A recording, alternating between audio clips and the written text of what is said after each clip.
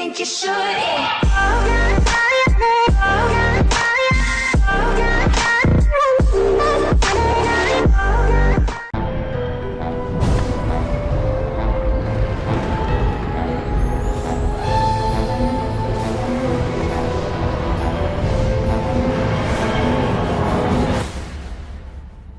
Hello and welcome to this week's episode of Whoscussion. We're your hosts from Whānau, That Random Guy, and the audible, centrally pleasing Harriet Skelly. Yes. Joining us again, of course, is the Late Crow. At this point, the Late Crow, you're pretty much a part of the Whānau, so welcome. Well, I'm honoured. Well, that's good. We're honoured to have you. So for part A, we're going to be covering the, I suppose, the Satan two-parter, the Impossible Planet and the Satan Pit. And we're going to be following it off with... We're going to be following it up with Love and Maple. And then for part B, we're going to be doing The Curse of the Fugue and The Eight Truths, with The Eight Truths being the first half of a two-parter for The Eighth Doctor and Lucy. So the Impossible Planet / the Satan Pit. Harriet's going to take us away.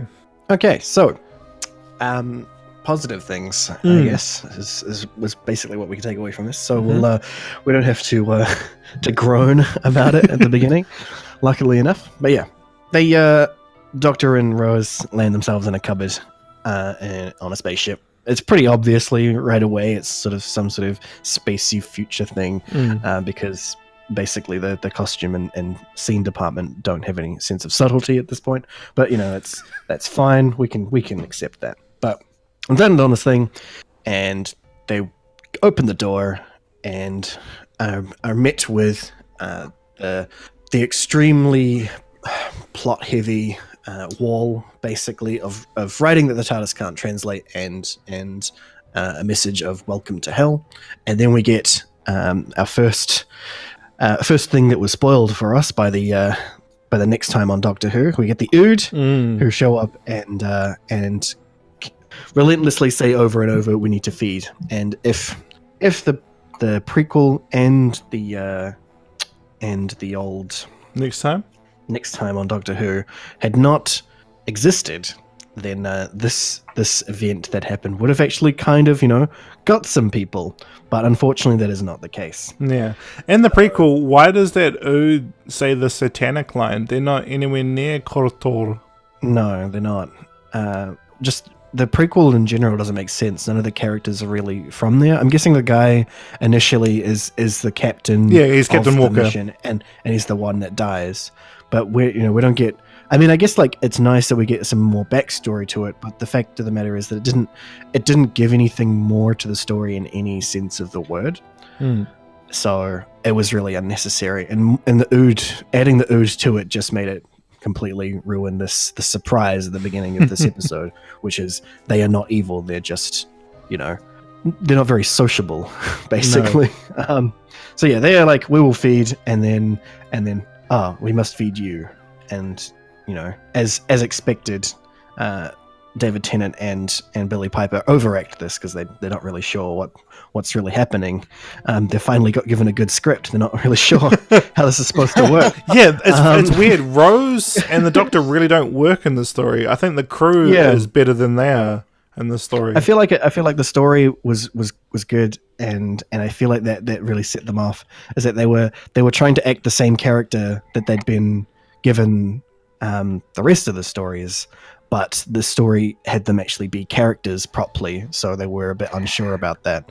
So there's a bit of a mismatch, and I think that's probably it. Is that they were trying to merge the character that they were trying to act previously into the character that was supposed to be here, where this character is good, and it does show later on in the story that they are good at better actors than shown at the beginning. But it looks like they really weren't sure about what was happening here. Yeah, and I think that comes from, again, from last week where, Russell said that from Idiot's Lantern onwards, the show is about their love. And they doesn't fit in this two-parter? Does not fit into this two-parter, does not fit into even the next episode. So I don't know what that's all about. But anyway, So they go out, and there's the Ood, and they're like relieved now that the Ood aren't actually trying to eat them. The Ood are fantastic practical effect. They are probably the best aliens that I've seen since the beginning of Russell's run. So I guess that really says something, considering they're just like, they're probably the easiest prosthetic to do as well. I imagine that many a cosplayer have had not an issue putting them together. All except for the animatronics. I think that'd be the hardest. Yeah, but even then you don't have to. You can just have the tentacle stuff going on in the bottom of your face, and then like put a cap on and some contacts in, and you're done. You don't need to do anything special. So it's really sad that this is the best alien we've had so far, and they're nothing particularly special in that sort of sense. But they are fantastic aliens nonetheless.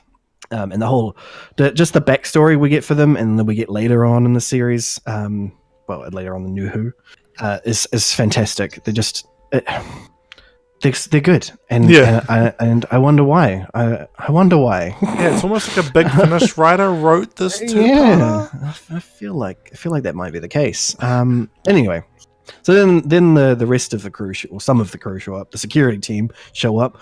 Worf and his other security officers show up and are like, "Hey, there's actual people here," and acting kind of cartoony but kind of real at the same time. There's like a weird blend here. Yeah, of that's an issue with New Who. Yeah, there's a weird blend of being both kind of human and kind of unhuman, and I feel like it's because of the nature of the showrunner, but we'll get there. Anyway, they show up. They're like, "Hey, these are people," and they're like, "Hey, yeah, we're totally people. I'm not actually human, but you can call me a people if you like." And they go and meet the rest of the crew. They show off the big reveal that was again spoiled by the next time that they're on a space station orbiting a black hole, which is a fantastic effect, but not really what black holes look like. But we'll get to that. Yeah, we certainly will. Yeah, we certainly will. Oh yeah, the Disney wormhole. Anyway, we'll continue on. So. We basically get like a day in the life scene, sort of this. It's basically like a very short montage of what's going on with the ship after the space station after the Doctor loses the TARDIS in a for some reason the Earth caves in and goes all the way down to the core, but yet they were drilling to the core. Why would they drill to the core if there was holes to the core? Anyway. Continuing on. Then Russell wants to separate from the TARDIS. Pretty much. Which didn't really need to be necessary anyway. I mean, I don't know. Anyway, the point is, they have this little montage of just life on the station. It's fairly interesting. The classical music was probably not really necessary. I know that everyone likes to think that in the future that's all they'll listen to, but that's only Star Trek logic. And that's because Star Trek people are all high intellectuals that were basically forced to go to a special university to become people who go to space.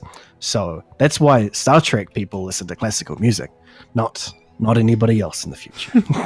No, this random mining crew definitely needed it, man. Yeah, absolutely listen to it. We learn more about the Ood, about how they're basically a hive race. There's once you know more about the Ood, you realize how sinister this all is. Yeah, but, man.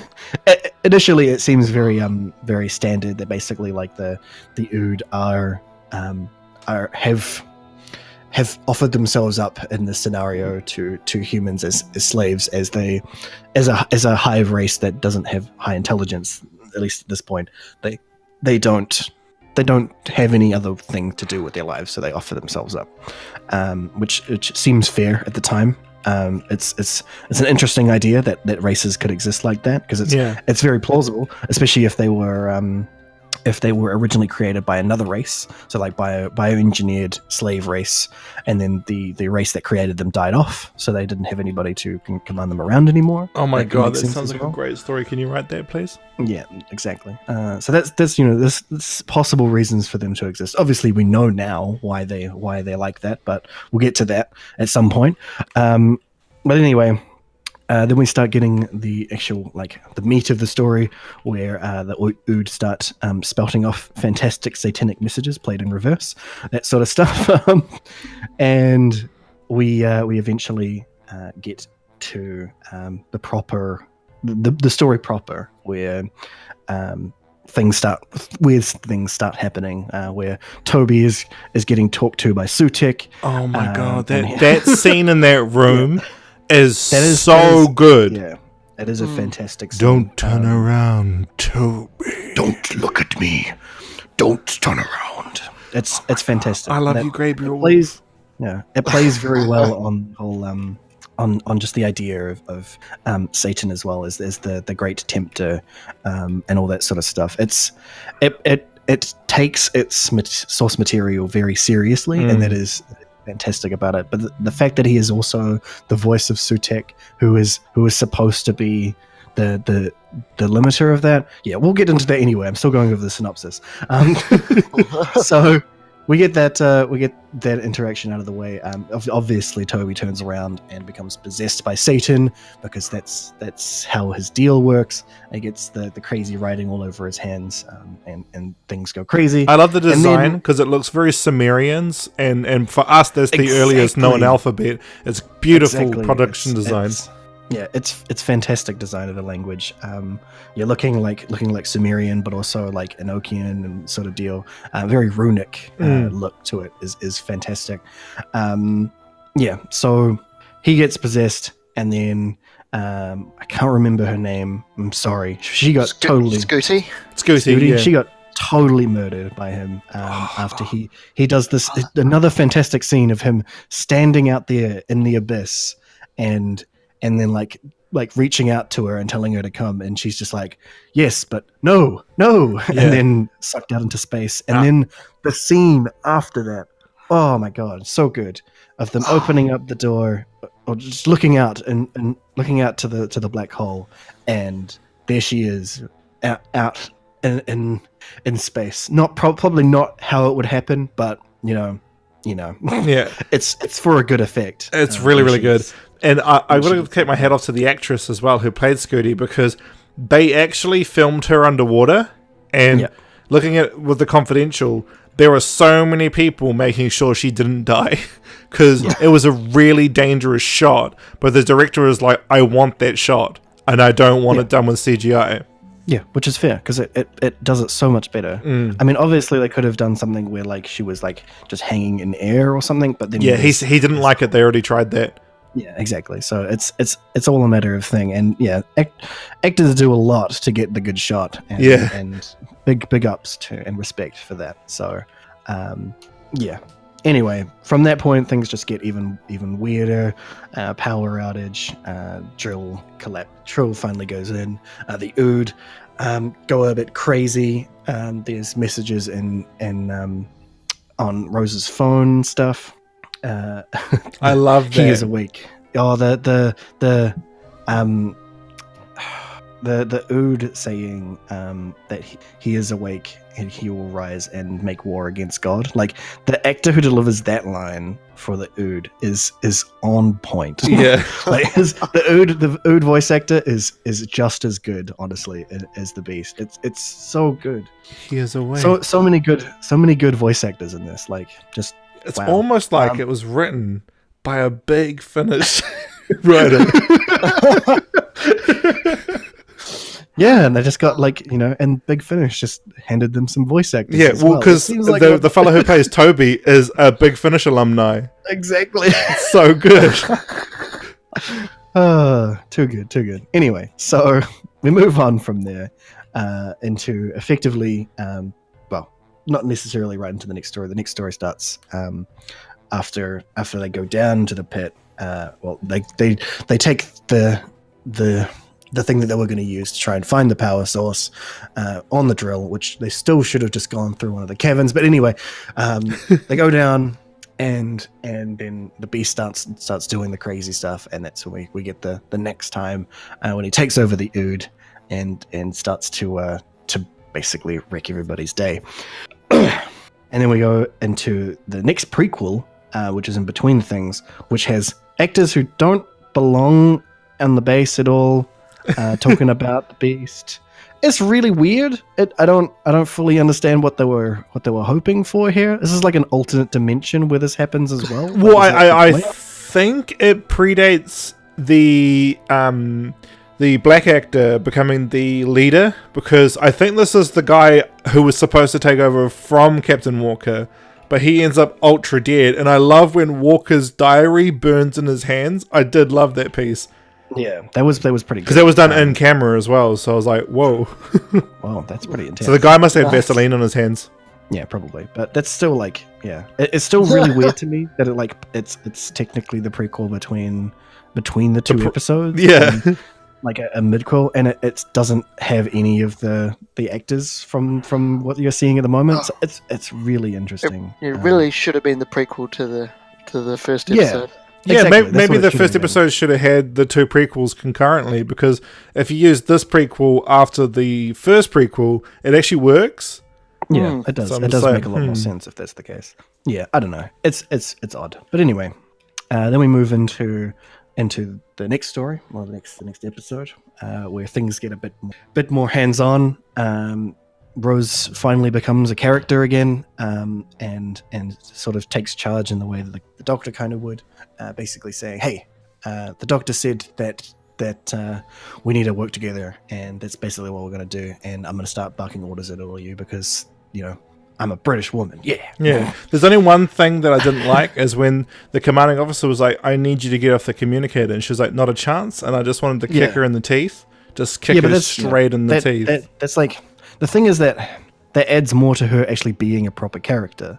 That's the thing. Like there's a point at which which she was stopped being a real character and started being just an object in the story, and a lot of these other stories, and it made us hate her even more for the fact that the object that she was is just an annoying cow. Yeah. But in this story, she not only takes some of that annoying cowness, but also continues to actually be a proper character as well. So it makes her feel more real, like she is actually Jackie's daughter instead of just a piece of blonde hair on a wig. Like that's like she's like a mop with a blonde haired wig instead of the thing at the end. That's all she is in the rest of the story. So she's actually like actual moving part of the story. So it fits more. But of course, then there's that whole trying to make it seem like the Doctor and her have a real relationship going on here, because it comes out of nowhere. It turns it back into the mop for a little bit, but it's just got maple syrup all over it. That's basically the deal. But anyway, so the Doctor's down in the pit with Ida, right? That is the name. Yep. They're down in the pit, and they find that's when they find the seal, one of the 7 seals, dun dun, and it is opened, of course, and they've lost their cable. They can't get back up, so they decide, hey, why don't we use the cable to go down into the pit, like the proper pit, the pit proper. And the Doctor's like, well, yeah, absolutely, come on, look at me. Who do you think I am? I'm always willing to go into a pit, even if there's radiation. Anyway, he goes down in the pit. We'll get to that later about what he finds there. But up on top, we've got a whole lot of other stuff going on. The Ood is still crazy. They've got a plan to try and lock him out, but they have to get back into the proper Ood room that they just left, and they're like, oh wow, that's great. They kill a bunch of Ood. The soldier guy has a heroic death. And a ventilation shaft scene. Every Doctor Who episode needs a ventilation shaft scene from now on. Yeah. It is fantastic. Because what was our last one? That was Sarah Jane and the Ark in Space, right? Yeah, exactly. Was that the one that had the 11th Doctor in it? Oh my god, yes! No, I take that back. The Death of the Doctor had the ventilation shaft scene as well. Okay, maybe not then. Anyway, there needs to be good ventilation shaft scenes. Proper action movie ventilation shaft scenes. That's what we need.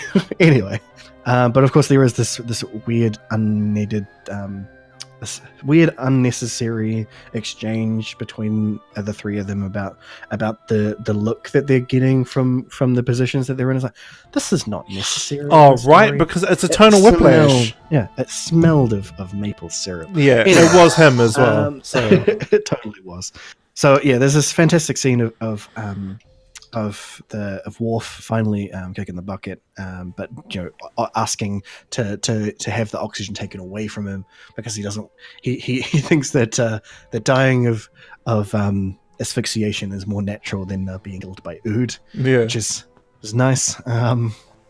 And there's the exchange between him and the current captain of the mission, that they have a very personal relationship that's shown very well, but not really explained, and it's a lot better. It gives them more actual character, not just words on a page. Basically, yeah, I absolutely agree. There's something that I'll bring up when I do my breakdown, that they have this like sort of secret mistrust, and I really like how they explore that. Yeah, and they basically like this is the moment where they get over that as well. It's like there's multiple layers of story going on here, and this part of it really shows it. But anyway, he's dead. They escape the Ood, and you see that Toby is still actually possessed. But in an audience only reveal, which is really good. They get back up to the Ood. They do the button push, the one button on the console that kills all the Ood, of course. But takes them all down just as the commander is about to get his head ripped off by an Ood, and luckily he's safe now. They go back to the ship, and they're going to go do category. Was it safety? Strategy 9. Strategy 9. Fantastic name for a strategy. And it's like binary 9, right? Like Tech 9. Anyway, they get onto the spaceship and are basically going to leave and vent all the oxygen.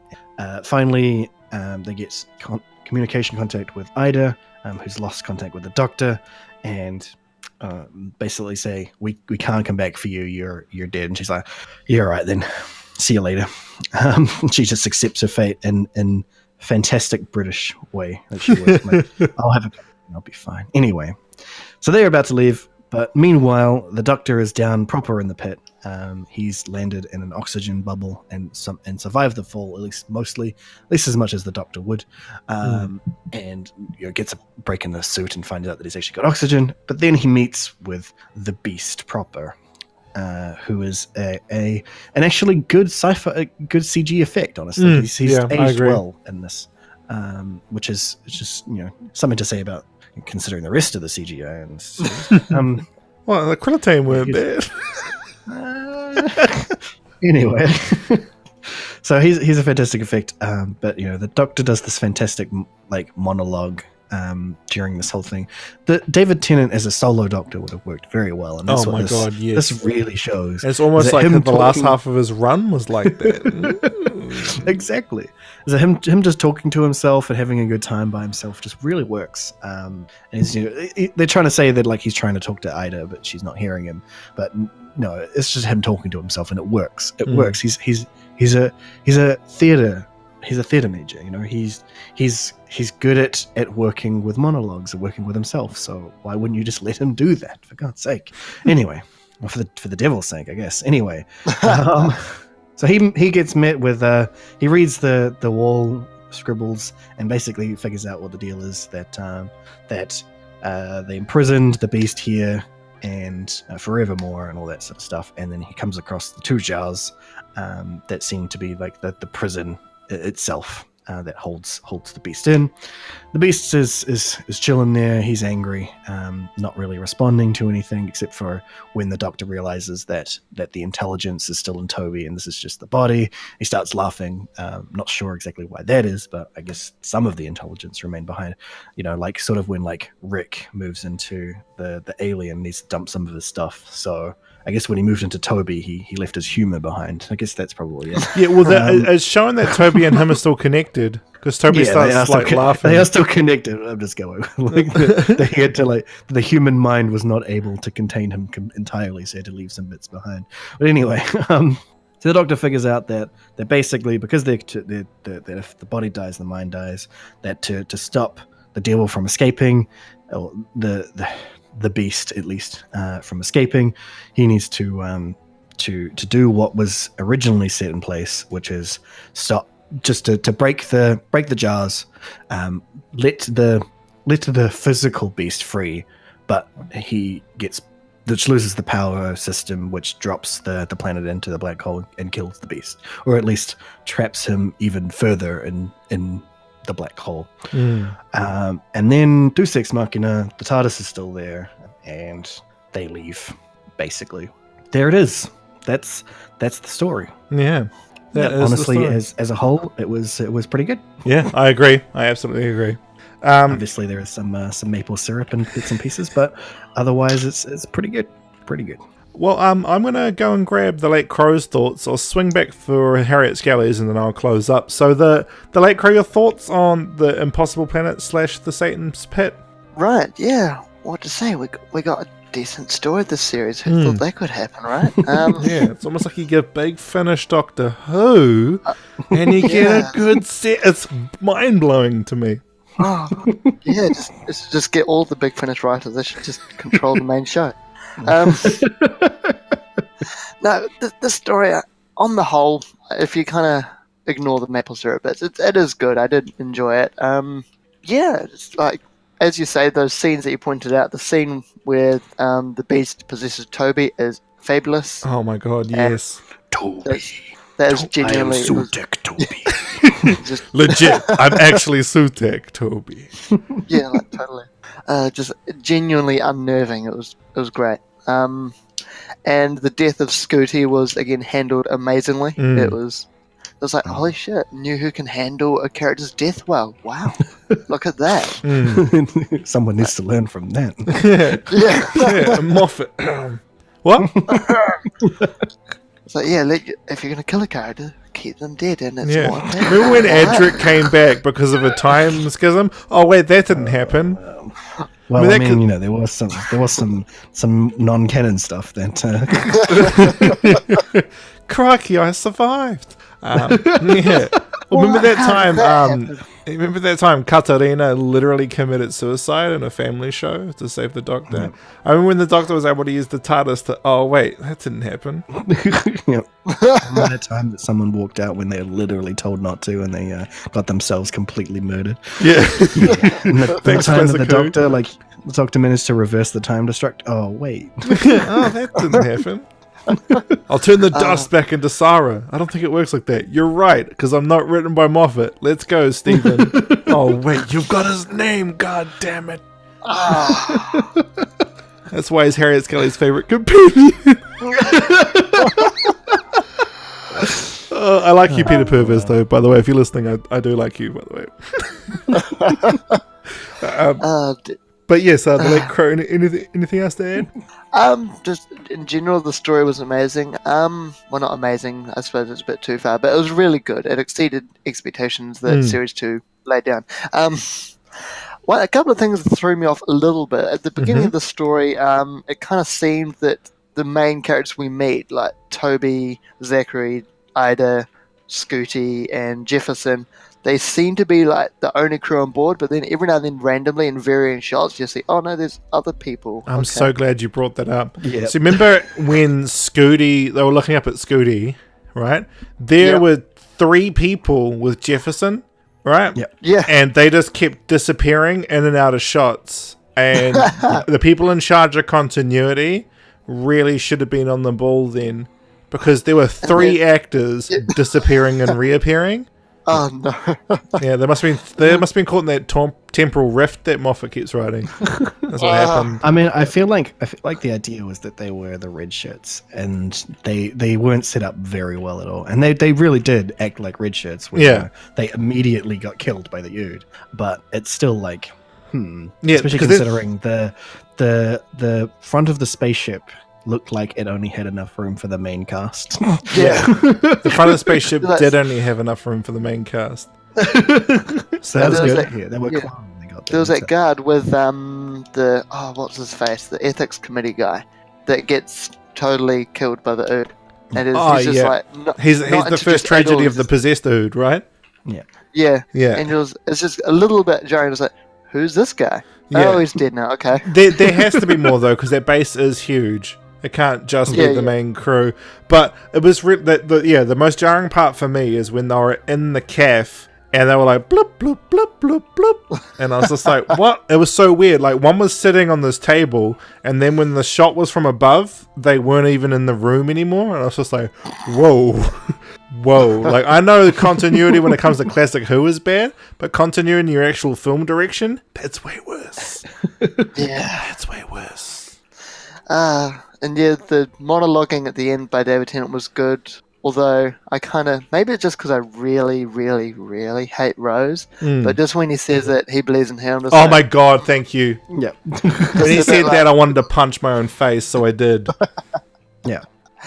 Yeah, that did not make any sense whatsoever. Especially considering that basically up until this point, he had been nothing but annoyed at Rose for pretty much everything, and then he even is. Next episode, he is literally annoyed at Rose for nothing. It doesn't. The on and offness about whether other writers don't believe in this relationship that they're having, but Russell keeps wanting to shoehorn it in there. It doesn't work. But yeah, the I believe in Rose thing, just it didn't need to happen. He just should have said, I don't care, I'm just going to kill you now. Like, I'm the doctor. This is what I do. I kill gods. yeah, for real though. Real. That should have been. Can someone re-edit that and make it that's how it happened, please? But yeah, overall, that's about all I took away. Yeah. Cool. All right. It's funny that we've got a lot more to say when we hate something. Harriet Skelly. Okay, so first things first, black holes don't look like that. They don't look like that. Considering that light physically cannot escape the event horizon of a black hole, all you would see is the light that manages to get away from the accretion disk, which did get put in there quite well. You see the outside, and when the Scarlet system was getting devoured as well. Yeah, but the center of it should have just been complete blackness, and then you should have been able to see like stars and stuff around the outside of it, but like they should have been like warped and stuff. There could have been a really cool effect, but obviously they did not use the CGI for that. They used it for the beast, which is way better. But then there's funny also that you should say that. yeah So yeah, I'll let you talk about that one. Anyway, then there's also the station itself. That was also a CGI effect. I think that at the time it probably would have been a lot cheaper for them to do a model of that. But at the same time, I guess you've already paid for CGI. You might as well just use it. But that's not really true of the rest of the series, though. I don't know why you guys did that. It just CGI was not good at the time, and you know that. Yeah. Why did you bother with this? So, and it's surprising that even the Beast turned out all right. So, I guess you got lucky for that one. But anyway, that's one thing that I think they should, George Lucas, is go ahead and fix up the CGI of all of this stuff. But anyway. Yeah, Classic Who's getting that with the new re-release runs. So they're Blu-ray remastering all of Tom Baker. That's coming out next year, so that's going to be George Lucas. Please. Yeah, eventually go ahead and CGI fix that. But anyway, otherwise the effect does look pretty interesting for the black hole. It's still a nice artist representation of what a black hole would kind of look like, but it's really not.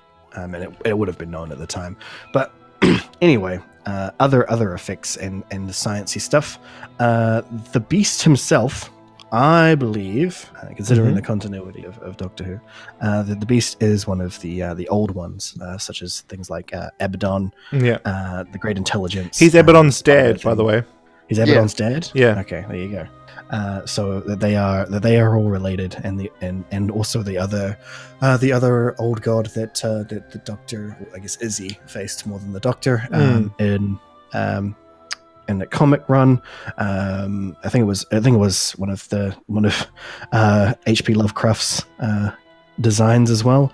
I believe that he's part of that whole pantheon, and that's why the idea the whole thing about him is that he's able to transfer his intelligence to another being as well, which is something that the Great Intelligence was kind of capable of doing as well. So it makes sense that that's sort of their deal, and that kind of mental influence that a lot of them that pretty much every old one seems to have, Fenric, all of them sort of do that stuff. So I think that really ties in very well. And then I would say that that basically Sutek came in and used that to his advantage. The already existing idea of Satan. Yeah, exactly. And he used that to empower himself, which also fits in with how powerful he got in the end. So it makes sense in my mind for that to be the case. The Deimos demons still kind of a bit weird. I guess that they could have evolved from the old ones to become and look like that. Like how Rassilon influenced humanoid evolution. I could see that. Yeah, exactly. That they were like long descendants of the old ones. Especially if they're able to have children, they could be like a non-deity level offspring. Exactly. And then like they continued with that tradition that they've turned it into their own religion, and that's why they have the Satan religion as well. And the whole God looks like us sort of deal, basically. When we find out when you really the gods look like Rassilon and demons. That's pretty much all they look like. Anyway, that's all I really wanted to say about it.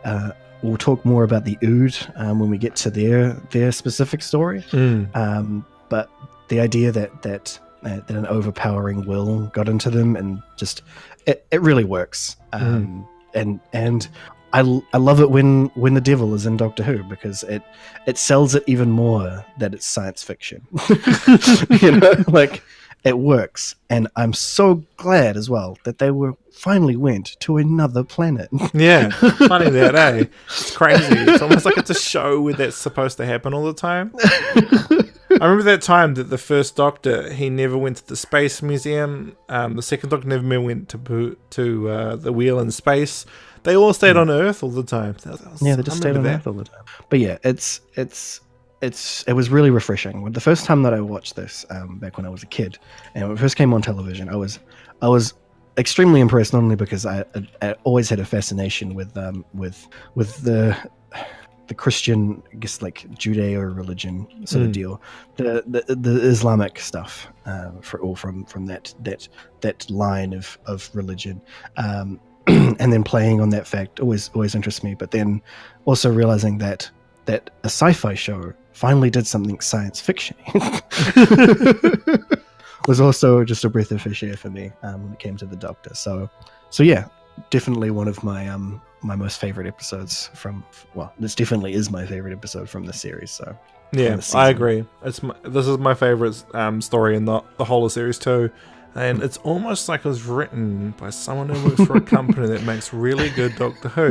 I don't know what company that is, but it's probably a big one. And it might help me finish what we're talking about here. Okay, Russell. So if you want to get in contact with us, okay, Russell, if you just want to hook a brother up with some free advertisement material, like all of the entire Short Trips Rarity range, because I can't buy that, and I'm just wondering if you want to hook me up with that. Do you guys have anything else to add before I wrap it up? Just one thing I forgot to mention. It just shows to the writing capabilities of Matt Jones here. Because I didn't notice it on the first watching of the story, but watching it again, just the little dottings of the 666 throughout the story is just really good. Yeah. I love it. Oh, yeah. There's just the mentions of the Satan stuff is fantastic. In the second prequel, phase. he is in the section of the base SB 6, and when the U goes Satan, like, the SB and melt and turn into sixes. Yeah, and when the Doctor's calculating the amount of power or something it would require to keep the 6 to the power of 6. Power of 6 or something like that. Yeah, it was good. Oh my gosh, man, it's almost like this Matt Jones guy is really prolific for writing Doctor Who EU, because he wrote novels and comics as well, so this guy knows his stuff. Really, really quite well. Thanks, Matt Jones. Thank you. And thanks for all the Big Finish alumni that helped. That was great. Just like, the guy who plays to Silver said is actually a Big Finish alumni. I was like, thanks, TARDIS Wikia. That's awesome. From things that I thought were outstanding because they were subtle, and Russell doesn't know what subtle is. I think it's because maple syrup, I don't know if you guys know this, but it was 99% subtle free. And that's why he can't do it. I don't know if you guys were aware of that. Makes sense, I guess. But I mean, considering like the blatant like we're coming from the Torchwood archive thing that was added in there as well. It's like, what? Yeah, no. Especially since it meant to be like a secret facility. And yeah, I find it weird with Series 1 where the android talks about the old Torchwood Institute. I'm like, but you're establishing they're a secret, right? That nobody knows about, which we're going to get into in the episode They Keep Killing Susie, because that breaks the continuity really hard in the show's first season. So I'm looking forward to that Torchwood Season 1. They keep killing Susie, it's called, guys. It's really annoying. So, for me, I loved the reasoning behind Scooty being killed. So the devil's like, sweet, I get another disciple, and she rejects him. She's like, I'm not going to become another one of your disciples, and that's when she dies. I love that, and the acting from both the actor playing Scooty and the actor playing Tobias is fantastic, because like Tobias is like hurt in almost a childish way. Like, you know, like a child doesn't get that candy at the impulse buy that they want. That sort of look that he gives. And it's interesting because, like, a lot of fiction treats the satanic part of Christianity as, like, the childish evil. So I loved that sort of imagery there with Tobias, especially when he crushes the glass. Oh, my God. I absolutely love that. Like, he just smiles like, you're dead. And I'm just like, oh, my God. I can't believe Doctor Who's good again. And then it gets way worse. It sure does. It sure does. The 10th Doctor saying, I don't believe he can be from before time, interests me because the classic Doctors know about entities from before time. So I'm thinking, you know how it's not 6, though 6 probably would have if he had the time. 7 was all about killing the gods. I'm wondering if before he became 8, he had already killed them all. Yeah, it would kind of make sense. But then the realization should have been, you're one of those then, huh? I'm coming down for you. Like, hey, can you just teleport me to you, please? Considering, I don't think that's the case. I feel like it was either good old RTD who added that stuff in, or that it was more about that he didn't believe that that any of the things other than the Time Lords had survived that cataclysm. Right. Because that's what Rassilon did, is basically lock everybody else out except for a select few. And the Guardians are in the war, do you think? Exactly. I can imagine that, because like reality's pooing the bed and the Guardians are like, we need to try and fix this. And even Black is like, I don't want to die. I don't want to die. Because that's what the entire Enlightenment trilogy was about, was Black wanted to defeat the Doctor because he was sick and tired of the Doctor whipping his ass. So he has a fear of death. I could imagine him getting involved in the Time War. Exactly. So that's the sort of stuff that I think that's the main deal behind it. But also, it goes along with the idea of it goes more along with the idea of the actual scientific idea, is that time in the universe started at the same time. You know, like the very beginning of the universe is when time also kicked off. So nothing could have existed outside of that. Which I guess is a nice pull into more modern science, but at the same time, it's not really canonically correct, because canonically, the Time Lords created all time, but it's Rassilon did. And then before them was the Guardians. Yeah, and the Guardians were like, imagine if we just gave this guy some golden undies and he created the Divergent universe, and they're like, that's a great idea. It also does play into my other theory about this, that the Guardians of Light that are talked about, that sealed the devil away, the beast, is probably the better apt way of calling him. Is the Guardians of Light are actually Time Lords as well. That they are either disciples of Rassilon or of the Guardians. From the Dark Times that the Doctor wouldn't know about, because the Doctor talks about that. I know nothing about the Dark Times. Exactly. So apart from they were bad. Apart from that, and then it would make sense with the Dark Times and the Guardians of Light. It's very, very similar ideas going on there. That they were disciples of time, or at least if they were disciples of Rassilon, then it's even funnier because it's the Doctor cleaning up after Rassilon again. But if it's just regular old Time Lords that were just there, or disciples of the Guardians, or even the White Guardian in particular, the Guardian of Light. That could work. It could be him. So that's the sort of stuff that I think it fits in that sort of sense as well. And then that when he's saying before time, he means just before Rassilon stuff. But the Doctor's thinking, oh, you mean before the universe? But the devil actually just means from before Rassilon created time. And then Croton appears and he goes, "Hey guys, it's me, Croton." And then he grabs the beast and throws him into the forge. It's like, "Sweet, bye, Doctor." And the Doctor's like, "Far out, I feel like that guy's from..." You really shouldn't be here. Don't explain why the TARDIS can't translate the things. Because it's like how the TARDIS doesn't translate hi old Gallifreyan. The Doctor knows how to read it, but the TARDIS doesn't translate it. So that works.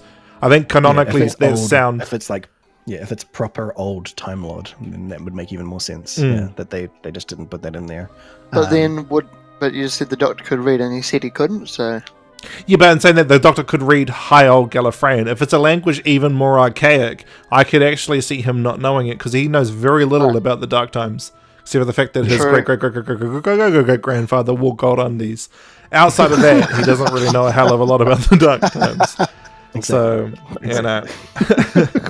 So, I think that works, especially when you look at like the Sisterhood of Khan, where they took science development of Gallifrey and turned it into magic, because they actually did that. So I think that works. And it fits in well with the idea of the gods and stuff that he's faced, as well as that they all work on a principle of magic as well. So them all working like that makes sense. Yeah, I think that works perfectly. Wow. We do have a lot to say about this positive episode. That's good. Which I'm happy about, because this is good. Absolutely. I noticed you retracted on saying it was amazing earlier, but I think we could double back on that, because I do think the story is amazing. I wouldn't say it's like any of like the classic Who stories that have left me dumbfounded, but I'd say it's pretty good, and it's right up there. Like, Matt Jones is 10 out of 10. Please bring him back. Oh, wait, you don't. Do you, Russell? He's like, "Oh, Big Finish keeps outwriting me," and then doesn't bring them back. And then next thing is he brings back Paul Cornell, and because Paul doesn't have to write an episode for Rose, he writes another incredible story. It's called The Family of Blood, guys, and I can't wait to cover it, because like this story, the only thing that lets it down is the production team. And I don't say that negatively. I don't bash any of them. I think it was a restriction of the time, and just maybe BBC. Because there's this definitely BBC. Yeah, because the rifles. What was with the flashes on the muzzle? Were those added in post?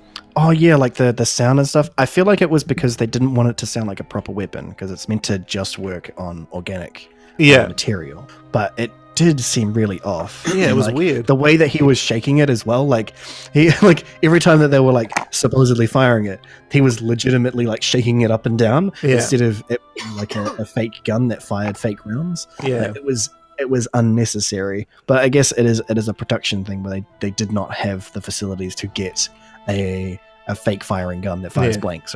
Because blanks are actually extremely expensive. I didn't know that until recently. They are pricey. Oh yeah, they are crazy expensive. And it'd be because they're for movies. They're like, we can overcharge because people need them. Exactly. But even then, like, they're still kind of dangerous as well. So because they killed Brandon Lee. That's a real thing that happened. They did. Yeah. So it's very interesting that they I don't know. I'm not sure if it's a directing point or if it's an acting point that like the way that he moves the guns is very unnatural. But also, the audio effect that they added afterwards was not how it and the visual sounds. filter was strange. The footage goes to 10 frames a second for some reason. It's peculiar. I don't know why that is and why they thought that would help. It's really jarring, but I can't knock the story except for Rose and the Doctor. I feel they don't fit. There's a few lines of dialogue that just come out of nowhere. When they're talking about getting mortgages and living together, that scene can just be gone. Yeah. Just get it. Exactly. Just take it out of the story, please. It's absolutely stuff that is covered in maple syrup. Yeah, it was Russell. Is the real big problem. And when you watch Confidential, he says it was him. Yeah, where he's trying to shoehorn in that awful relationship quotations that does not exist. There's one other moment that I noticed when the Beast is doing his all sort of I know everything about you monologuing to freak them all out. And there's one moment that just reeked of maple syrup in which the Beast was basically going, you're all going to die here.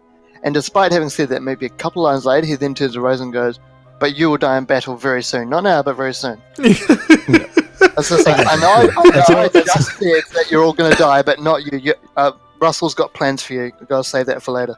Yeah, that was weird because like his whole plan was to kill them all.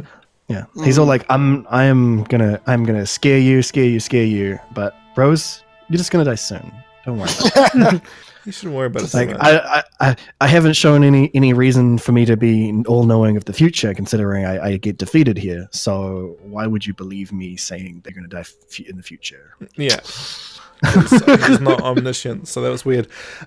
Something that I think was funny that Big Finish fixed, because thanks Big Finish, is New Who has this weird dating system that they use for future dates, like how the year 5 billion is called 5 apples beta or some crap, and they use that dumb dating system here, and in Big Finish they actually fix it. A character complains about how he's condensed the year and asks again what year it is, and they say, it's the year 43,000. I'm like, thank you, you should have just said that first. And I was like, Big Finish, don't be so naughty. Russell was over 10 years ago, okay?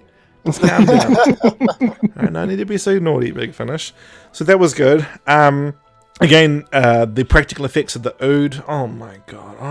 And like watching the Confidential and seeing that they weren't like fixed in post, that is how they looked. Like, wow. It had each mask had 2 remote controls. Yeah. So that was incredible. So a lot of work went into that, and I feel a lot of work went into this entire episode. Now there's just one last thing I want to bring up before we move into Love and Monsters, because I feel like I'm pushing it away, and like personally I'm not, but I think on a subconscious level I am. Is the commanding officer and the gentleman with the military group, the security leader, Jefferson. Yeah, Jefferson. Yeah. So Jefferson, right? He says something that the captain finds unbelievable and has to 3 times confirm that's what's happening. Yeah. And what I liked about that is that was consistent with those 2 characters. Every single time he said something to the commanding officer didn't believe him. So for some reason, there's something we'll never know. And I love that we'll never know that. Because ambiguity, I think, can really help a script. Not to the point that you don't know anything, but when there's like these things you want to know more, but you can't because they're dead. I kind of like that aspect to a story. And the fact that he does not trust Jefferson, and we don't know why. We'll never know why. And I think that was a brilliant choice on Matt Jones' part to have that. They feel more real because there's actual real human conversation, real human elements to it, and not knowing after they're dead is very human. You know, it's how a lot of people feel after, say a family member dies and they forever have questions unanswered. Yeah, and it's a lot more human than just everything being told to you. Yeah, exactly. I really hate stories that tell you everything. That's why I like that in the last 2 seasons of Doctor Who, and to a lesser extent Dragonfire, we never actually... I said that like Doctor Who finished in 89. I mean, the last 2 seasons of Classic Who. Sorry, guys. And to a lesser extent, Dragonfire. Is that we really don't know what makes Seven tick at all. Yeah. And I think that's why I love him.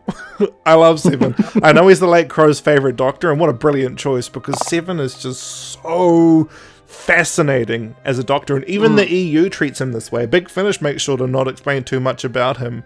And I think that's really smart. And then Lungborough happened, but we just pretend like Big Finish does that never got written, and that's fine. No, it didn't happen. What are you talking It's about? completely okay. I remember that time that they were just clothing that was sent No. here. The temple has a model shot, which I think worked well. I think it was composited into the shot quite well. But there's a model shot of the seal, and then there's a CGI, and it's really bad CG. And it's frustrating because they had a working prop there. They used the working prop. It looks so beautiful. When David Tennant's standing on the actual prop, it looks really, really good. And you can see the art team worked their asses off on actually manufacturing this. And then they did this really bad post work with CGI. It's so bad. But yeah, outside of that, I think this is absolutely fantastic. What a blisteringly good story. And the only thing that ruins it is that little slight smidgen of maple syrup. The last bit in this can was spread really lightly over it, which is alright. You know, light spread's a lot healthier. But unfortunately, they open a brand new bucket in the next story, and then They do. because the next story is written by Russell, and this story should have been filmed on crop tour, because this story is a bitter pill to swallow. Like, oh my god. So this is Love and Monsters, and the prequel's dumb, and that's it. Let's move on to part B. Thanks for joining us, the late Crow. No, come on. Okay, so. I might the have suddenly prequel. got sick, guys. I might have suddenly got sick. I might have to go. Sorry, guys. I've got Campylobacter, and I have to go now. Goodbye. So the prequel, it shows this person in this mansion that I presume they own because they've got a maid, and she comes in and she's like, "Here you are, Mr. Kennedy. Get it, guys? Get it? He's called Kennedy. It's a reference to the first episode. Get it, guys? Is it? Yeah, remember the Doctor was in the crowd at the Kennedy assassination? Do you get it, guys? It's an episode about the Doctor. So good.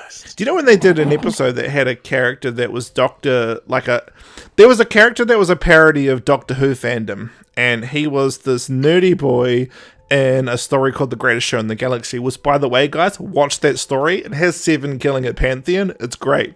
That is amazing. Seven's like, I'm going to kill a Pantheon. werewolf as well. Yeah, and a real werewolf. I just love that. It's like, why are we here? I'm not going to tell you, but at the end of the story, I'm going to tell you so I can kill an entire family of deities. Not one, the whole family. And that was written really well. And literally because they sent me a thing to try and trap me. Yeah. I love that. We're going to trap the Doc. Oh, he killed us. We probably shouldn't have annoyed Seven. We should have grabbed like 2, maybe 4, but we grabbed 7. This was a bad idea on our part. Absolutely not. Yeah, 4. Imagine that he turns up and starts doing a limbo underneath his scarf. Like, please go. We're so sorry for Trap. Just leave, please. We'll let everybody go. Just please. So 4 in a Pantheon would be so funny. So much better than the story. But yeah, so that's how they handled a Doctor Who fan, and it was like a sort of a joke at the audience, but at the same time, I really liked that nerd character, and I was sad that he got killed. But Love and Monsters has the prequel with this alien that's integrated into human society and is quite rich. If he's integrated so well, why does he care about absorbing the Doctor? It doesn't make sense. It's so stupid. But it then goes to the story. So the prequel's a bit of a spoiler, really. But that's all right. The less you know about the story, the better. The less you had to watch the story, the better. Yeah, that's so great. Yeah, struggled to rewatch this. It was a mission. I got to the 25-minute mark and listened to all of Big Finish for this week. I felt seriously ill every few minutes. Yeah, it was especially the scene with. We'll get to that. Oh my god, that scene! I'm just like, Guys, the 25-minute mark, watch that scene. Seriously. You will don't just do it. stop watching. But anyway, so it's about this guy. I can't remember his name because he was such an interesting character that I clearly cared about. Oh my god, Elton. Is that why they made that Elton John joke? Oh, I get it now. That's Oh my why. Now you understand the joke. Oh, what a dumb. I thought his name was It's Mark. even brought up later as well. I thought his name was Mark. His name was Mark. Why did I think that? Hold on a second. Why did I think his name was Mark? The actor is called Mark Warren. That's There it why. is. That's why I thought his name was Mark. Damn it. I blame Confidential for that. Because they called him his name. And I was like, oh, okay. And so my brain just remembered his name was Calling him Mark. Elton is stupid. Is that Yeah. because Watch the where you cut it. confidential? Yeah. So good. Mark Warren's a great The actor, story's better though. than the story. He's in a show called The Hustle. It's a really good crime series. It's about criminals, but I don't know. I really like them. They're con men. That's the thing. There's plenty of good actors in this. Yeah, What happened? I don't know. I don't even need to ask. Actually, I know what happened, Yeah, we know what happened. It says writer Russell T Davies, and you try to turn it off. including a 9-year-old. Yeah, and a 9-year-old. So you're trying desperately to turn the screen off and the machine that's watching it, but it's created a temporal Moffat nexus around it, and you can't turn it off because it just comes back to life when you kill it. So I thought you couldn't turn it off because you left the room. yeah, oh my gosh, man! You're tearing me apart, Elton. So it's about this guy Elton. Hashtag his name's actually Mark, but it's about this guy Elton. And when he was a little boy, he saw the doctor, and then he goes on the spiritual adventure with his webcam. Okay, so this webcam thing really annoys me, because if he's got a vlog going, Nine created a virus that deletes information about the doctor. So surely he's noticing his vlogs aren't getting uploaded, right? What? Yeah. Especially considering it doesn't look like he's actually uploading them at all. Why are we even seeing them? Uh, Why are they? They're not. We don't get the entire story as a vlog. So why are we seeing them every single time? It doesn't work. I really hate this episode. I remember when I first watched it, Yeah. and I was just like, what the hell? And my sister, who I had just gotten into Who through the books, she was like, I'm done. And she never watched another episode of Doctor Who ever again. Oh, So that's thank the you. worst story to come into. Oh my Yeah. god. No, well, she'd been The worst. she had watched Rose, and she was like, this is kind of shit. And I was like, yeah, it is. Yep. And then we had stuck with it. And then she was like, oh, that Satan episode was good. And then this happens, and she literally never watched Doctor Who again. It was amazing. Ruins it. But It she's gone back and ruins- watched ruins 6 and Who. loved him. That's That good. was good. And she only did that because I tagged her in a photo of a cat dressed as 6. That's the reason why. Thanks, Facebook. Which is, there we go. So, yeah, Now she so... needs to read the 8th Doctor comics. No, And there's oh my another god, cat. the 8th Doctor comics. Yes, oh my god. 8 as a cat is my favorite. Okay, so before we continue with this, the Late Crow. In the comics, the Master and the Doctor fight each other through every single reality in their multiverse. So they fight because Oh no! And across the entire multiverse. yeah, including across the our entire own. multiverse. So you find out in the comics that there's multiverses that are separated. So there's separate multiverses that everything exists in, and they exist in a spectrum called the Omniverse. And one of the best companions ever gets to control that. He's a Cyberman that held on to his emotions, and instead of blowing up, he becomes one of the most well-rounded and incredibly engaging characters in the entire pantheon of Doctor Who. And if you have not read that comic book, guys, he's get not it. He's not a Cypress. He's not a Cypress man. So No. he can. He's be Mondasian, and it's great because the reason that he questions, oh my god, when he starts questioning the ideology of the Cybermen, and Cybermen are like, bro, what's wrong with you? We're supposed to be uniform.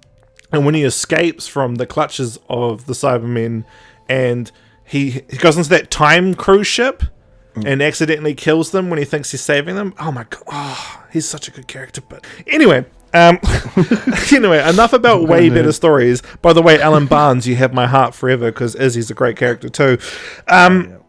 So, Love and Monsters. It's a story about Mark.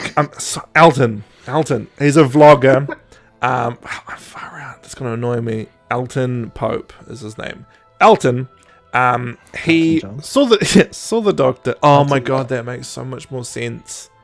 Like the singer, and then it shows that clip of Elton John. I get it now. Anyway, he's a fan of ELO, and they play ELO for the soundtrack. So Murray gets to have a rest for this episode, which is a bit of a pain because Murray's work last episode was fantastic, except right after Scooty died, they played this really dumb track that has nothing to do with anything. It's this like high octane fun track. Someone just died, Murray. Please be Series 3 Murray right now. And he's like, nah, you have to wait till Series 3. Sorry, my cousin. It's like, oh, okay, cool. So this story has ELO for the soundtrack. I don't care. And it was written by Russell and a little bit by a 9-year-old. And it shows because a 9-year-old with too much maple syrup is just hyperactive. You know what I mean? And you know, this episode is the hyperactivity and the come down at once. It's great. Thank you, Love and Monsters. But this guy, he's part of this group. Yeah, they like talking about the Doctor. One of the group members wants to find the Doctor because he might be able to find her daughter. Which I thought was a great character, and she should have been the main character. If I was the writer, I would have made her the focus. She's got this there was a lot of potential in this story, and it's really sad that it didn't work out, especially considering that a kid wrote this. And the kid now he's probably a lot older now. Yeah. And if he remembers that he was the one who came up with the idea for this, for the character, and knows that this is by far the lowest rated story, then he's got to feel the worst about this. He has got to feel the worst about it. It's lower rated than any story in season 24. Just imagine being that kid. Wow, I'm sorry for that kid, man. Because this is what Russell gave him. Russell's like, here's your present from me, the maple syrup monster. And then he was like, oh, why is there maple syrup over this VHS? This is a turd that's covered in maple syrup. I know, just put it in your VCR and trust me, you'll love it. I'm Russell T. And then you found out that the Absorbaloff wasn't actually played by Peter Kay, it was Russell T. Wait, what? He's been the Absorbaloff the whole time. For IRL Absorbaloffing, better ideas and making them worse. So, anyway, Elton, he's part of this group. They're called Linda. London Investigation in I don't even care anymore. And that's what Linda stands for. And they're like friends, they hang out, they stop talking about the Doctor, and they just become sort of like a therapy group for each other. And that's kind of cool. And then Victor turns up, Victor Kennedy. Oh, I'm glad I'm not a Kennedy.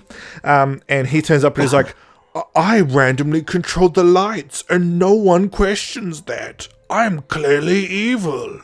And they're like, hi, guy, you can be our friend now. And then he's like, thanks, even though I just told you I'm evil. I'm like, yep, because we're well-developed characters. And then he's like, as he puked maple syrup up over his chest. That's actually what he did. Yeah, and it's funny because actually when he turns into the Absorbaloff, he makes those noises. It has actually made it so much more bearable. He is Pizza the Hut mixed with Fat Bastard. Yeah, yes he is. And he's played by Peter Kay, who is actually a pretty decent comedian. And it was sad that he was trying desperately to make the script work and be funny, and he couldn't, and it made me sad. I don't think anyone could have made this and work. Billy Piper was so happy that they weren't in this story. Yeah. And they weren't in the story because Russell wanted to come up with a way for there to be 13 episodes, but not have to blow out the budget. So instead of just cutting it down to 12 and having 12 good episodes, he came up with this theme of Dr. Light. So much for 12 good episodes. Well, to be fair, that format really works in series 3 and 4. Yeah. Oh my God, does it work in series 3 and 4? Oh. And the thing is that a Dr. Light episode can be good. Yeah. Yeah. Moffat showed us that. Yeah. Big Finish showed us that. Oh my God, Big Finish constantly show us that. So that's no excuse. Yeah. So this episode's just, it's so awful, and I feel bad because no, I'll do that in my wrap up. So Victor Kennedy. Oh, I'm glad I'm not a Kennedy because I'll be in this shit episode. And he goes, "Hey, look, you guys need to go to this place. There's been a sighting of the TARDIS." They go there, and Alton sees an episode of Scooby-Doo, and it broke my heart. I actually I disconnected the second that happened because what? Yep. What? And I know this was written based on a kid's script, right? So Russell helped bring this kid's script to life, but what? Are the doors trans-dimensional? Rose runs into one door and comes out another one, but it doesn't make any sense. The only way it could make sense is if there's Mario warp pipes on each side. It's so annoying. It's trans-dimensional. That's so where she gets the red bucket from, because she was going through trans-dimensions. Oh my god, is that actually where she gets the bucket from? So maybe it is because Alton opens this door and there's this really good practical effect. Wow, what a waste of an alien! What a waste of a practical effect. I was like, what a beautiful practical effect, and it was all I actually look like an alien creature. I'm really cool looking. And then he's like, "Hey, I wonder if you're one of the 9-year-old submissions." Funny. Because what are the other 9-year-old submissions? There was some really, really good ones, especially there were some fantastic ones. I really liked the rainbow blanket. I think that was one of my favorite submissions. I was like, I'd love to meet that kid. The one that was a xenomorph mixed with a leaf insect. But by far my favorite was what was he? It was a dragon, but also Voldemort. It was fantastic. Yeah, there was some absolutely brilliant designs. Had the Elder Wand. It was perfect. There were some absolutely wonderful designs, and I don't want to bash this kid because he was a kid, right? It's not fair. Yeah. But if this is a competition, realistically, the design worked realistically, but the story did not. Yeah, but just oh man, especially the character of Victor Kennedy, there was a submission that looked like somebody who could have been Victor Kennedy. Yeah. There was this guy with a pimp cane, and I was just what a cool looking alien. And he wasn't in the story. Instead, Peter Kay trying to save his script was, and I felt so bad for Peter Kay because he's a funny guy. And he's trying so hard, and none of his jokes land because he's got some really bad material. And he probably wasn't allowed to ad-lib because a lot of Peter Kay's humor is very R-rated. So he probably was not allowed to ad-lib. But when you watch The Confidentials, he's having so much fun. And he's hanging out with the kid for a day as the monster. Oh, man. It's just Peter Kay, what a gem. But anyway, yeah. So Alton opens this door, and there's nothing on the other side except for the alien and this white void. So maybe the doors are trans-dimensional, but it's just really the only thing that makes sense. But it is still just a Scooby-Doo thing, and it is really dumb. It's so dumb. Because even as a kid, I was like, how are they walking in that door and coming out the other one in Scooby-Doo?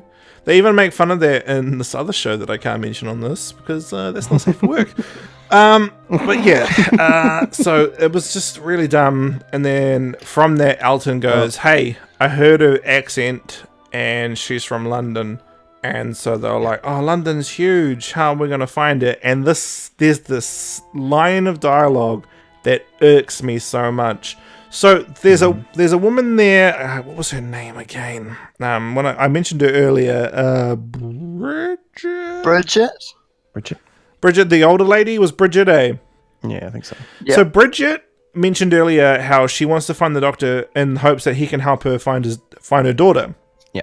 Right? Mm-hmm. And so she says, London's a big place. How we find the family of Rose.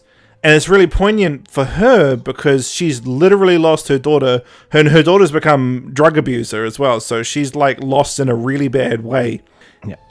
And they make fun of how easy it is to find people in London in the next scene. What what a disrespect to your own characters and people in the audience that have actually lost loved ones to drugs. Like, exactly. What is wrong with you, Russell? This is the second time he's done this. Oh, Mark did it last time, though. But it's the second time this has happened in the same season. Just a blatant disregard for the subject matter that they're handling, because they're not handling it well.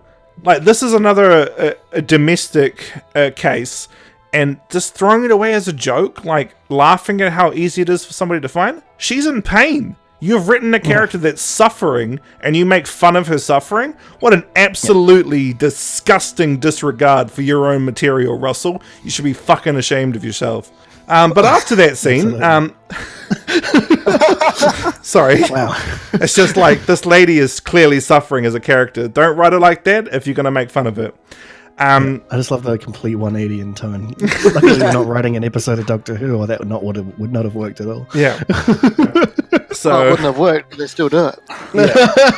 Yeah, exactly. It's so disrespectful and disgusting, because like, that's a heavy subject matter and they make fun of it. Like, what? They do. What? And we're gonna watch Fear Her next, and oh my god. My daddy beat me, so I draw people to death. Aren't you glad that we're not watching this and Fear Her at the same time? Yeah, because just like two, I can't. I think I might have actually ended up strangling myself if I had to do that. I don't think we'll be doing Whoscussion. We'll be doing Who's Going to Harriet Skelly's funeral today. So you wouldn't be able to kill yourself by strangulation, though. This is true. It wouldn't work. I mean, you couldn't pass yourself out. Well, not with my own hands, but if I'd got the VCR out and took all the tape out of it from those two episodes and strangled them around myself. You watch it on VCR? Yeah, man. It's the best way to watch it. I don't, but I could. It's the best way. Yeah, well, you could, because like the Doctor invented it 50 years earlier, so he did. So he can. He didn't know. He took it out of the TARDIS. Yeah, exactly. Yeah, he still invented the machine. 50. Anyway, exactly. Sorry, guys. What an awful story. So the last half of the story. Talk about it. Yeah, it's so bad. The last half of the story is Elton trying to have sex with Jackie, which is great. No, he's not though. Yeah, no, he's not. But Does it? Oh god. So Elton's like, hey, and then he starts hanging out with Jackie. And then Jackie's like, hey, do you know what'd be really great? And then Elton's like, what's that? She'd be like, well, Mark, Elton, bloody hell. Well, Elton, you clearly defined character that's so recognizable. I'm going to be a different character in this story. And Elton was like, well, my name's actually Mark, but yeah, okay. And so they become really connected, and then Mark actually gets the spark with Jackie. Jackie comes on to him really strongly, and they make that sort of joke with her in 9, but I don't think Russell gets Jackie, and it's his own character. It's so, what? Yeah. Maybe it's he just doesn't get it. So he's trying to. What I see in it is that he is trying to shoehorn in that she is lonely. Yeah. And which of course she is, right? But yeah, exactly. That's the thing, is that it's not necessary to say that, because we know that she would be considering. And she could just have a shoulder to cry on as well, Exactly. They could just be friends into a hornball for no reason. It was weird. It's and she's not even they're showing it as though he is really young compared to her. Yeah. At least that's what they're trying to portray here. So it doesn't make any sense that she would be that interested in that. Yeah. She's not a cougar. You haven't any point shown that she is. Why? And she's also confirmed canon by Russell T Davies to be in a relationship at the moment. Yeah. Wait, what? That's canon? Yeah, that's actually canon, by the way. Yeah, so you remember David Tennant's first ever episode? He's wearing that guy's pajamas. Oh yeah, right. Yeah, that's her boyfriend. Her boyfriend's pajamas. Right. So, what? Yeah, he's totally forgotten that he wrote. Yeah, he's forgotten Jackie. Yeah, he was too busy drowning in maple syrup. Yeah, it's like right. She can't even get the last syllables of his name out because he's too much maple syrup. So, he's like, hey, Jackie's really struggling with like her daughter not being around and being off and God knows where. And this brings me back to the point that really pissed me off earlier. We're right back at square one here, guys. Mm-hmm. This could have been a really good moment to explore Jackie's pain. Yeah. And it just To have maybe wasn't. made this episode about her instead. Yeah, right? Like the ones left behind, which by the way, Big Finish is done. Big Finish did a story about Jackie, and it's actually really good. But must have been Matt Jones. But but yeah, so she then finds out that he was like hanging around her just to find the doctor, and he's like, "Look, I was at first, but things changed," and then she was like, "Look, I want to make it so that the last 20 to 25 minutes of this episode have been utterly pointless," and then they are, and then he goes back to the Linda place, and then he's like, "Hey, by the way, I'm gonna pretend the last 25 minutes of this episode haven't happened, and by the way, I'm in love with Moaning Myrtle and have been this whole time." And I'm just like, "What? When was that established? When was it established?" And it just wasn't. And I wasn't going to go back and rewatch this episode to find out if I missed the subtle subtext because maple syrup is 99% subtle free. So that wasn't the case. And so he's like, "Hey, I love Moaning Myrtle," and they're like, "Oh, okay." And so And the audience is like, we all love Moaning Myrtle. yeah, we do. We do. And so Moaning Myrtle's like, "Hey, okay, cool. Let's go get some Chinese." But I love how he says it. He says it so British. He's like, "Do you want to go get a Chinese?" I was like, what does that even mean? Like, that's not even grammatically correct. But I'm glad you said it, and I love it so much. But he went and got a Chinese with it. But they're going to go. And throughout the story, characters have been getting killed off. Bridget was killed off. Some other character who had maybe a one line of dialogue got killed off. And then this other person, Mr. Skinner, I think his name was. Skinner. Yeah. Mr. Skinner? Yeah, Mr. Skinner. He's like, "Oh, Mr. Skinner." And then he dies. Hams. And here's the thing. We as the audience can hear them screaming. Why can't the people on screen? Yeah. And this has been a problem throughout this entire series. So in the last two-parter we did, not the good one, the bad one, in that two-parter, this alarm has a really loud "I'm an alarm" noise, and they just don't hear it. And then the very next shot in the same scene, by the way, shows that the alarm's silent, and I'm like, "Oh, that's really bad sound design. That's terrible sound design." But this is even more terrible because they don't hear 3 blood-curdling screams, but we do, and that's dumb. That's bad. Don't ever do that. If you're a director, which I know you're aspiring to be, the Late Crow, if you direct a scene like that, I literally will pretend you never knew me, because that's awful. Like, that's absolutely I'm pretty awful. sure I might kill myself before you have a chance to do that. No, Late Crow, don't do it. You can edit it out in post. I'll still remember. Late Crow, no. But yeah, so they go back because Moaning Myrtle left behind her phone. And Russell's like, "See, remember how at the end of the Cybermen 2-part I kept talking about how evil technology is, but I completely told everybody technology is good?" She dies because she goes back for her phone. Boom, technology's I still also evil. don't believe that for a second, that she would have forgotten her phone. Yeah, I know, right? Because how did she forget it?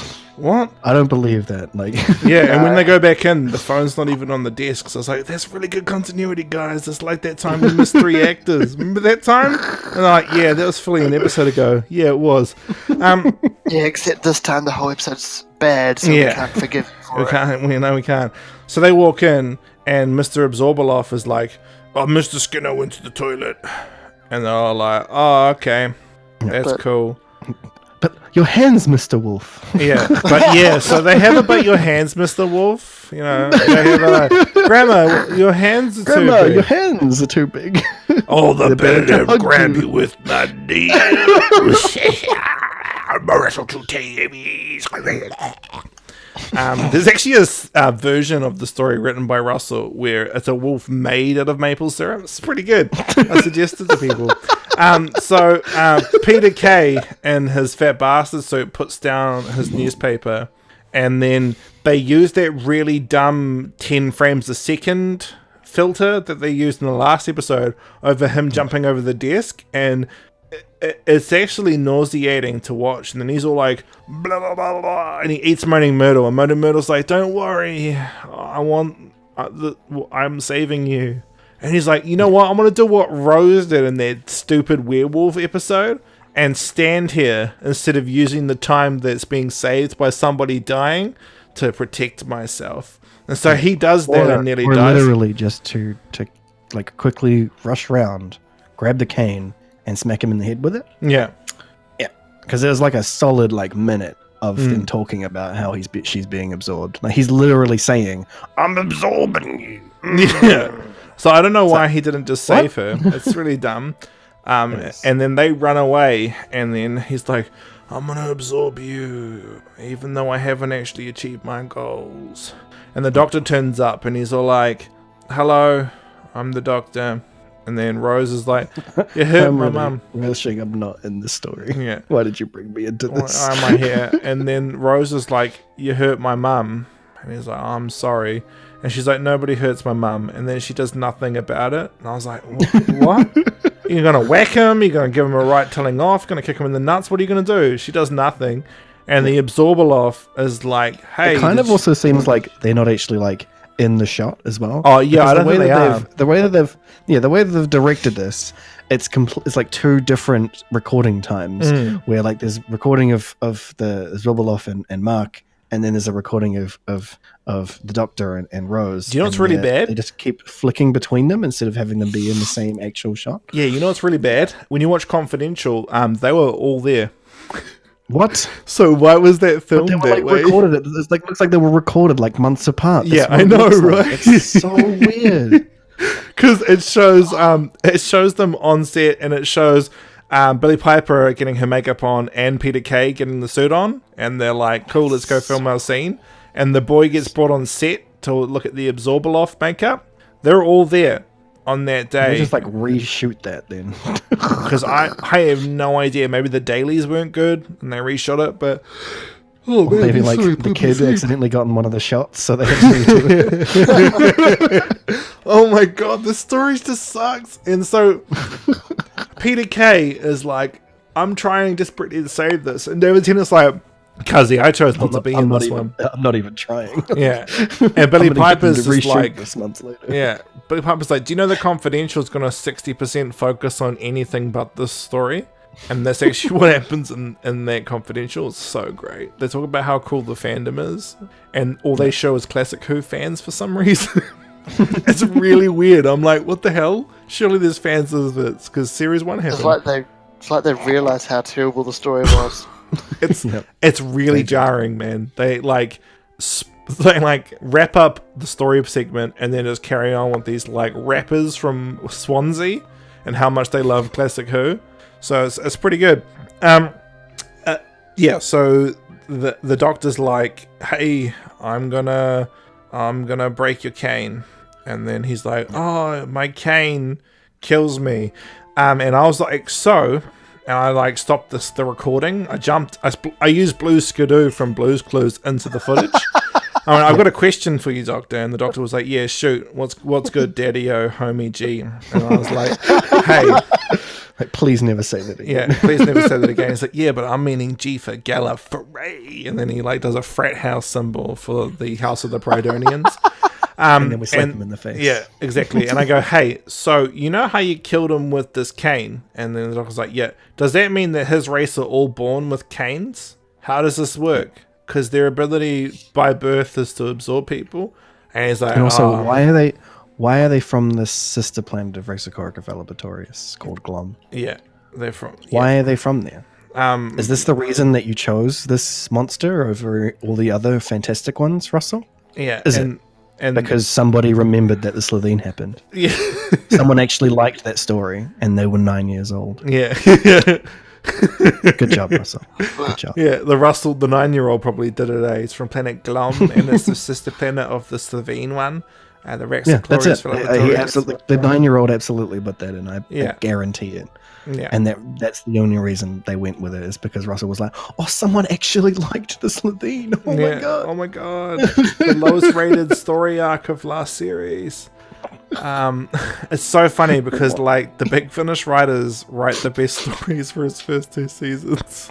The one he stops asking them to come, he's like, can you guys just stop being in the show, please? Because just write your dumb audio programs, you bastards. And he cries, and he's like, even my stories where I copied spare parts aren't good. I hate you, Big Finish. And then he turned into maple syrup, like how the Absorbaloff dissolved at the end of the story. Yeah, he dissolved into maple syrup. Yeah. It's so good. To the ground in the worst CG I've ever seen. Yeah, it's so good. So the Doctor uses the Sonic, which Alton actually calls a magic wand. On screen calls it that, not in the confidentials, in the actual story. And I was just like, that's why JNT got rid of it, because he was worried one day people would make it Deus Ex Machina. Yep. And he removed it from the show for the last 3 Doctors of Classic Who, because he knew what would happen. And Russell did it. I was like, Russell, bro, there's a reason JNT got rid of it. The Doctor needs to use his brain to get out of situations, not magic. Yep. So that was annoying. Sometimes magic, but also brains. Yeah, brains to use the magic. So the Doctor turns Moaning Myrtle into a sentient concrete slab. Yes. And they end the story that was for a 9-year-old outlining that she is a oral sex device that's sentient. I'm glad you say that, because that's what me and my friends refer to the story as, the story of the blowjob tile. Yeah, because it is. And they actually say it on screen. That's what their relationship is. I was like, that's yuck. We even have a sex life. Yeah. What? And I was like, this story was for a 9-year-old. You have Jackie trying to have sex with Mark. You have Alton having... What an unbelievably forgettable character. And you have bloody... Alton having a blowjob tile. I'm just like, this story you've written for a 9-year-old, Russell. Do you know that? Like, I knew about the birds and the bees as a 9-year-old, but I wouldn't want people writing a story for me about the said bird and bees when I want a science fiction story from my favorite show. Yeah. And there you go. That's the end of the story. So I'm going to grab the Late Crow's thoughts, move on to Harriet Skelly's, and then kill myself. The Late Crow. I hope you don't kill yourself too much, because you need to cover some better stories in Part B. That'll be your resurrection, I suppose. Yeah, I'm now Paul McGann. Well, 2 days from now. It is the weekend, I guess. Yeah. But yeah, the story, it's there's a reason why it's kind of throughout the Doctor Who fandom, it's the kind of the one that is the worst, I think. Yeah. Is one of the worst. There's a reason for it, and it really, really shows. It was painful rewatching it.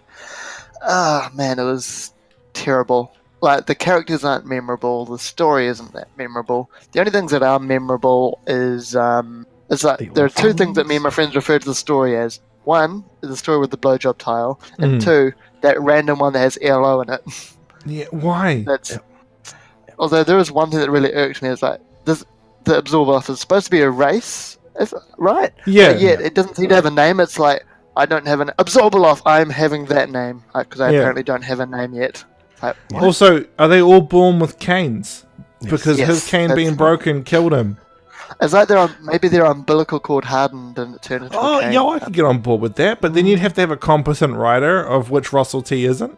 Yeah, that's Big Finish, maybe. Yeah. Facts. Yeah, well, they have that. I don't want to touch this at all. They have that classic Doctor's New Monsters range. Not with the Absorbaloff. No, they even tried to help the Slovene. Big Finish were talking about doing the Slovene, and that's just never happened. They talked about that 3 years ago. They were like, "How do we make this work?" With 10, aren't they?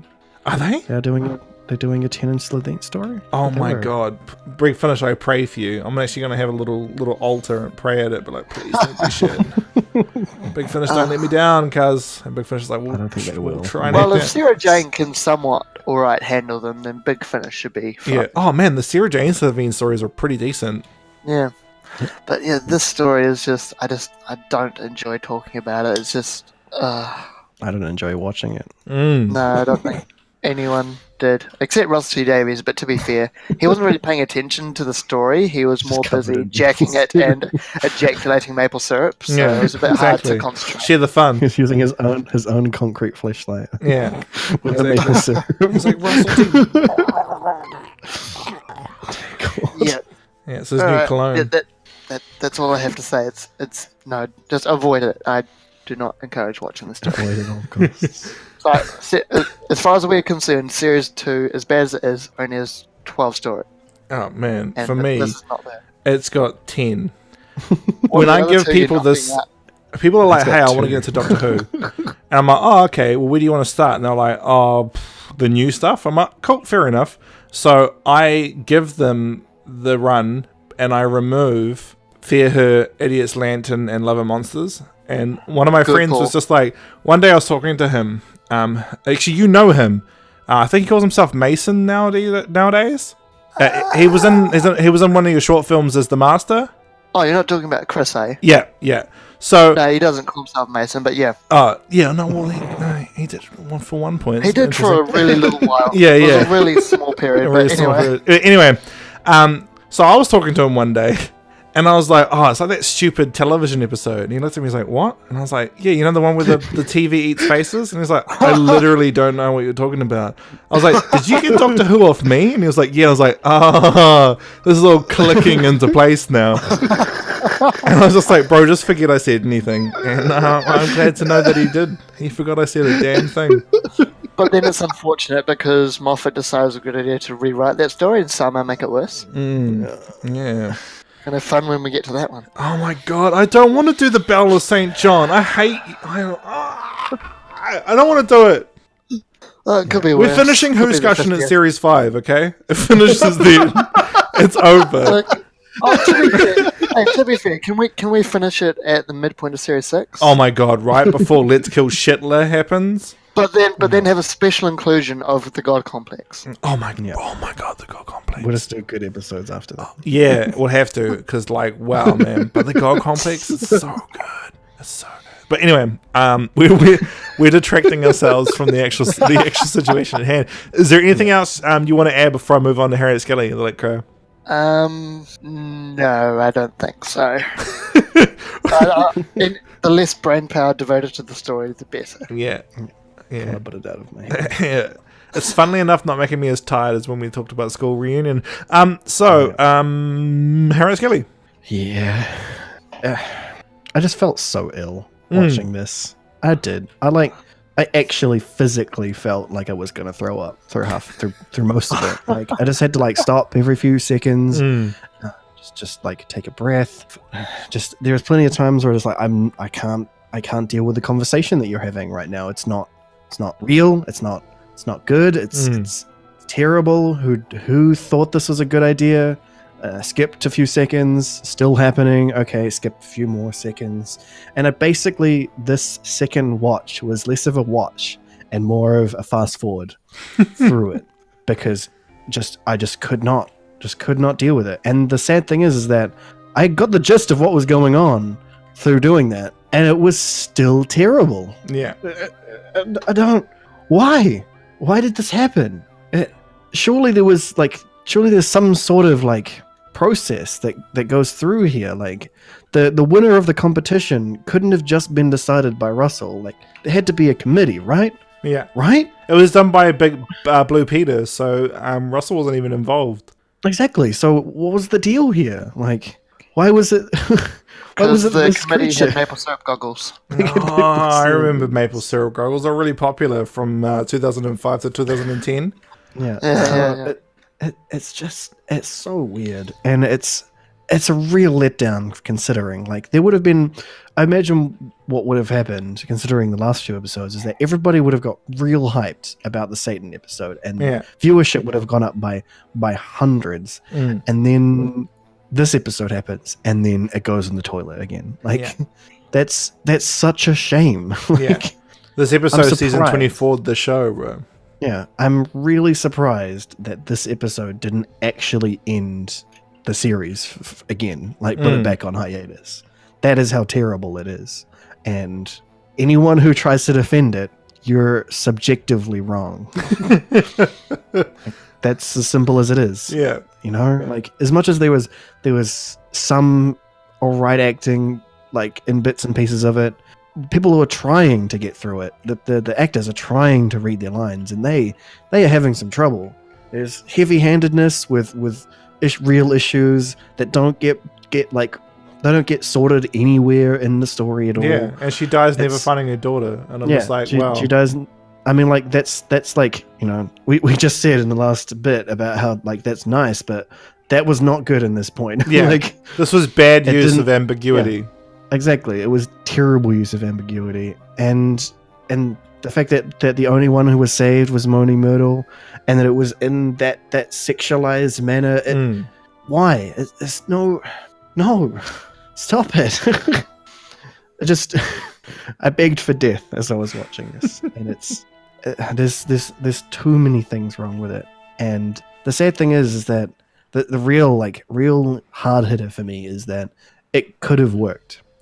If, considering the idea about it, having a kid make up a monster, what would have been fantastic, considering the doctor lightness that they were trying to put in there, is to just have it about Jackie, and Jackie dealing with an alien monster by herself, or with Linda as well, but probably not, you know, or even like with Torchwood. That would have been a good way to set up Torchwood as well, is that Jackie got brought into Torchwood for dealing with a monster, and then when they show up in the end of the season, she's already at Torchwood, knows all the things that goes on. Oh my god, that's so cool! Oh, that would have been so cool, because then, like, if you have Alton being an agent from Torchwood instead of Linda, right? And he's trying to get close to her to know more about the Doctor, because he's an enemy of the state, which contradicts the Third Doctor's entire run. But he's an enemy of the state. So, like, hey, but only to Torchwood, not to UNIT. Yeah, UNIT's even United Nations, not just British. So. Yeah. Just nice save there, Harris. Getting well done. You're fixing RTD's problems. Good fella. I hope he sends you some large $400,000 worth of maple syrup for your work and valiant efforts of saving his continuity. So yeah, that would have been way better. Alton's actually an agent for Thingamabob, and like he breaks like his job, like, you know, his job security, because he actually falls for Jackie. Yeah. Ah, that would have been cool. Or it doesn't even like need to do that. I mean, that would have been cool, and then like having him die, saving her life. Oh my god, yes, cool. He's the one that gets absorbed, and he actually stays dead. Yeah, well, I mean, that's going with that being the monster still, but, you know, I would have honestly preferred them to have chosen a different monster. Yeah. Particularly that the xenomorph leaf insect monster. That was way cooler. Yes, that was so cool. Or the 100% original character Do Not Steal. That was even better. The 100% original character Do Not Steal was one of my favorite submissions. It was so good. I can't believe that was actually a submission. I was like, yes. Yes, before there was Sonic Super Saiyan, there was Super Saiyan Sonic. 3. Super Saiyan 3 Sonic. So good. Hey, that kid had watched Boo Saga, that's for sure. That's so good. But yeah, I love that idea. Cool. Yeah. But that's basically what we do here when it comes to Russell's run. Just way better ideas when it really comes down to it. Particularly the idea of just focusing a lot more stories on Jackie, because she was a better character before you did this. She was a great character before she wasn't you did Jackie. This. It was so weird. I'm pretty sure this was actually Jackie's twin sister that wasn't mentioned before. Was her name Twacky? Yeah, exactly. There was maple syrup all over there. Oh my god. Anything else you want to add, Harriet Skelly, before I wrap it up? Don't watch it. Just don't. Just skip it. For real. Never watch it again. Let's never talk of it again. Yeah. Let's go into the TARDIS Wikia and remove it from all listing, and then make sure that if it ever gets put back up, we just continuously remove it, so no one thinks that it's part of the canon anymore.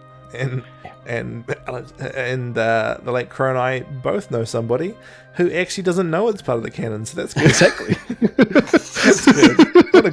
What a great person I am. What a great gift you've done for this. Yeah.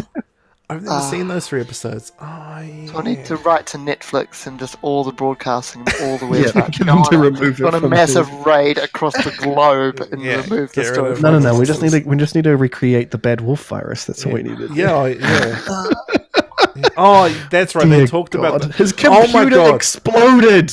His computer exploded. Yeah. Why? But it was the internet. Remember the internet? Internet had a meltdown.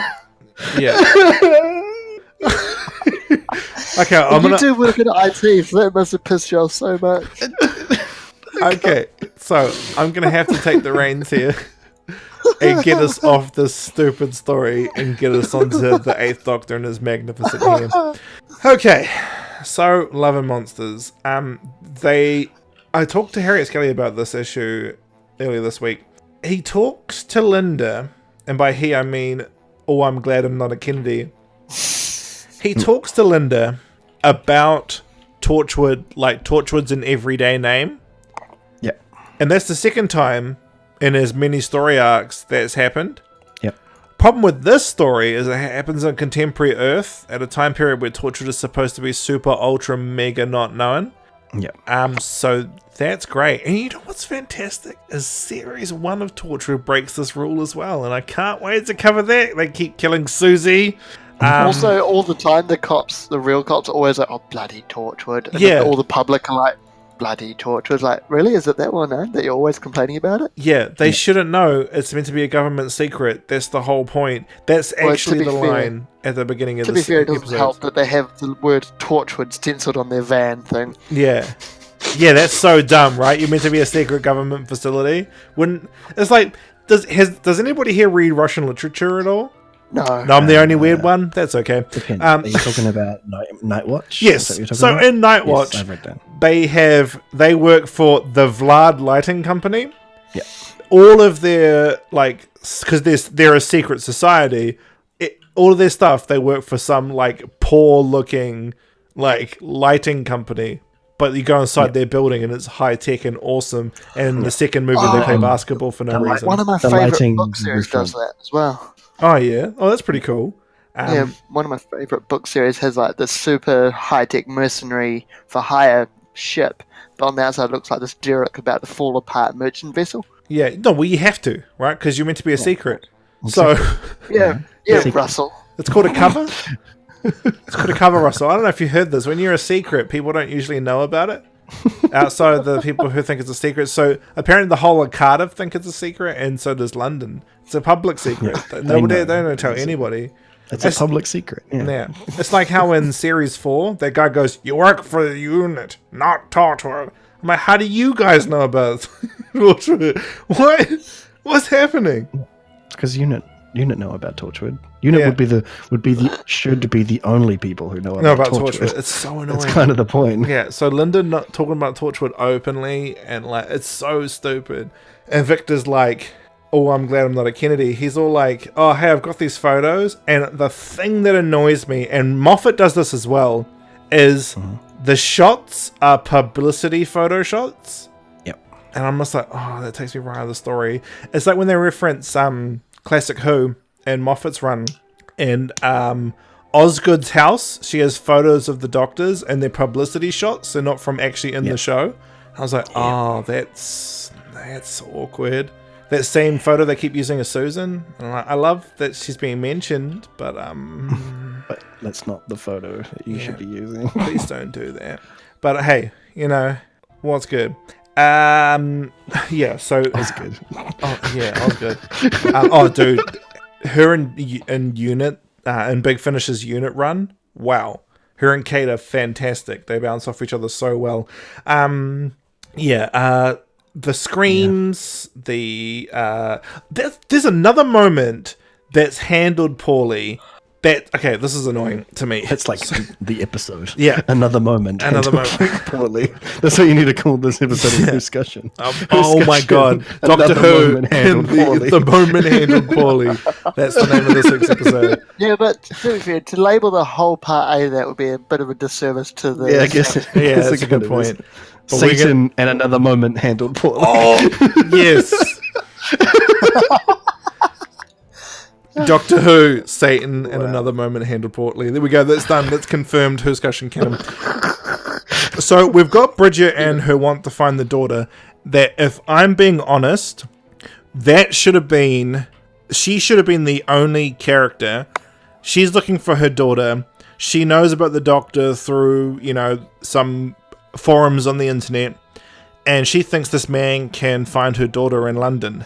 Yeah. She finds out about Jackie and her daughter being running away, and the dynamic could be they've both lost their daughter.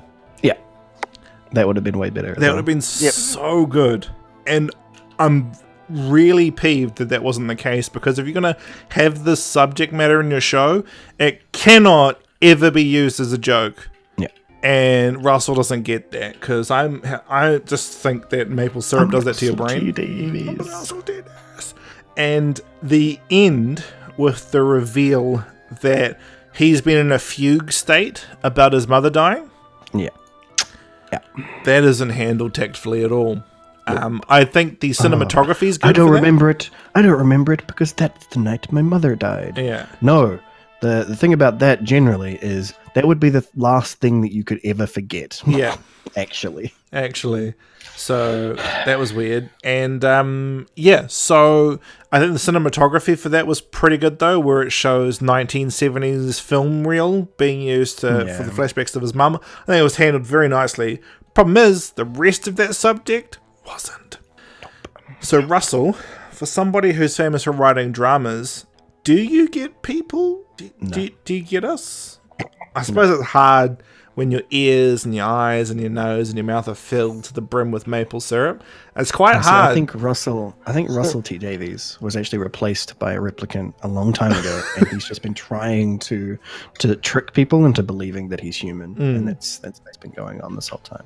And that's why he refuses to go to other planets in Doctor Who, because he doesn't want people to actually realize that he knows actual real things about alien stuff. Totally. That's 100% true.